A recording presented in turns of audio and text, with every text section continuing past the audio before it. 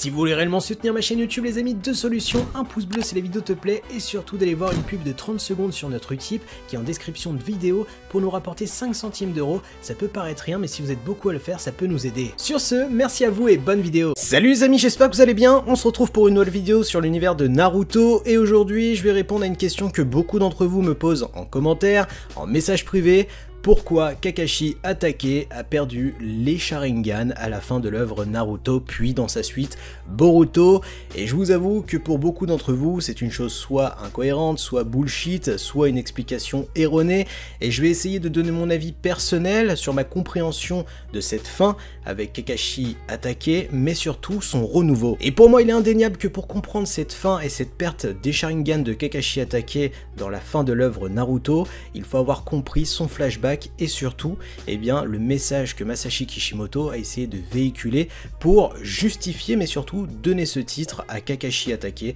le 6e Hokage de Konoha. Vous le savez, le flashback de Kakashi Hatake a été introduit juste avant la transition Naruto Shippuden pour qu'on ait une explication sur comment il a obtenu le Sharingan et surtout pour introduire par la suite le personnage de Tobi, cet homme mystérieux masqué qui a aussi un Sharingan, pour qu'on apprenne à la fin que ce personnage-là était en réalité Obito et qui n'était pas réellement mort. Et grâce à ces flashbacks, on a pu comprendre et surtout entrevoir l'histoire de Kakashi Hatake, cet enfant qui a eu une enfance tragique, déjà par la mort de son père Cro-Blanc qui était un ninja clairement adulé à Konoha. Il pouvait prendre les 3 ninjas légendaires en one-one quand il voulait, ça a été précisé plusieurs fois dans le manga et l'anime, mais celui-ci s'est suicidé suite à l'échec d'une mission puisqu'il a privilégié la survie de ses camarades et c'est là où eh bien, Kakashi a totalement changé de face puisque celui-ci qui voyait son père comme un héros l'a vu comme la personne qui a souillé son nom. Et comme on l'a vu dans le flashback, Kakashi était impétueux, se sentait supérieur et voulait clairement dépasser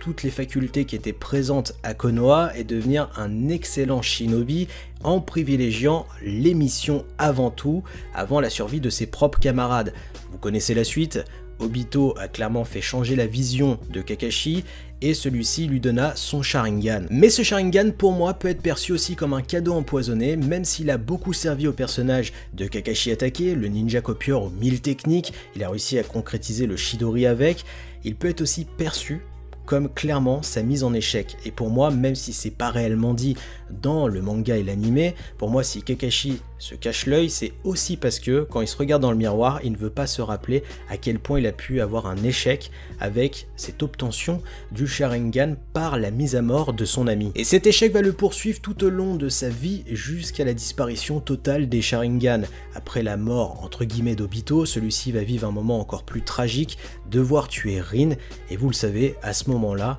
comme Obito et Kakashi sont étroitement liés par le Sharingan, les deux éveillent le Mangekyou Sharingan, et ce qui va être encore une cause à effet de malheur pour le personnage de Kakashi. Donc si on récapitule brièvement la backstory de Kakashi Hatake, perte de son père Obito, Rin, puis la mort de son maître Minato qui se sacrifie pour le village et pour son fils,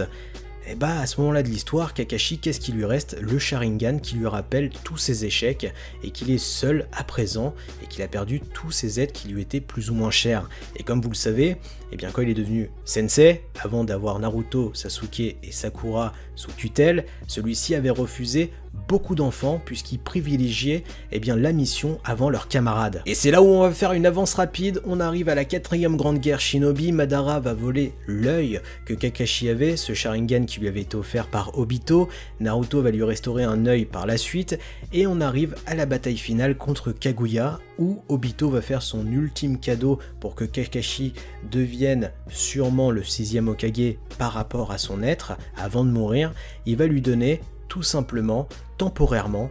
2 Mangekyou Sharingan. Et c'est là où est toute la différence. À ce moment-là de l'histoire, quand Obito lui donne ses Sharingan, ce ne sont pas des Sharingan physiques, ce sont tout simplement des Sharingan spirituels, si on peut dire, puisque Obito va lui transférer du chakra. Et du chakra, ce n'est pas éternel, donc quand le chakra de Obito va réellement disparaître, donc réellement mourir, Kakashi va perdre les Sharingan, mais aussi tout simplement effacer ses échecs. Pour moi, ce que Masashi Kishimoto a voulu véhiculer par la perte totale des Sharingan pour Kakashi attaquer, c'est tout simplement la clôture de sa backstories et de tout ce qu'il avait perdu et se concentrer sur son renouveau et devenir le 6e Hokage. Et c'est là où ça devient intéressant puisque un an après la 4e Grande Guerre Shinobi, après cette perte de Sharingan, comme vous le savez, Kakashi ne peut plus utiliser le Chidori, il va alors inventer le Shiden, le flash violet en français, donc une alternative du Chidori sans Sharingan,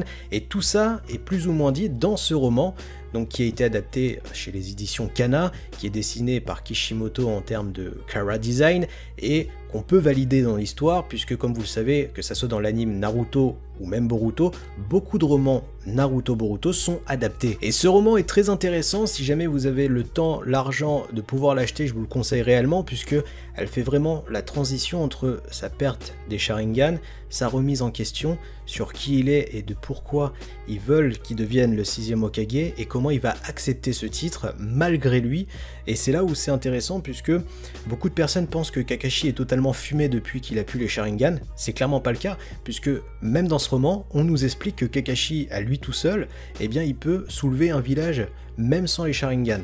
Et c'est là où c'est très intéressant, et j'ai vraiment kiffé ce roman, puisque on a vraiment ce sentiment que Kakashi a trouvé l'apaisement, et qu'il a compris pourquoi il devait devenir le 6e Hokage, et protéger le village de Konoha. Donc même si je peux comprendre la frustration de beaucoup d'entre vous de la perte des Sharingan pour Kakashi attaquer, je peux aussi comprendre la vision de l'auteur pour donner un renouveau au personnage et clôturer son histoire qui était largement tragique. Après, il faut quand même soulever que Kakashi aurait pu devenir un méchant avec tout ce qu'il a vécu, et malgré cela, malgré les tortures qu'il a pu supporter à travers son esprit, eh bien celui-ci est quand même devenu